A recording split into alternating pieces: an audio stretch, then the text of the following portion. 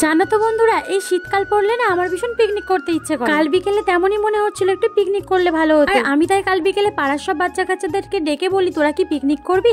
সবাই মিলে পিকনিক করলে ভালো হতো। আর শীত তো এখন পড়েই গেছে। আর তখন বাচ্চা কাচ্চারা বলে হ্যাঁ হ্যাঁ করবো, কিন্তু কিসের পিকনিক করবে? আমি তখন ওদেরকে বলি কিসের পিকনিক করলে ভালো হয় বলতো? ওরা কেউ কেউ বলে আলু কাবলি, কেউ কেউ বলে ফুচকা সিঙ্গারা, কিন্তু আমি ওদেরকে বলি না না, এইসবের পিকনিক করবো না, চল আজকে চিকেন রোস্টের পিকনিক করি। তখন ওদের মধ্যে দু তিনজন বলে ওঠে আমাদের কাছে তো টাকা নেই, তাহলে আমরা কি করব?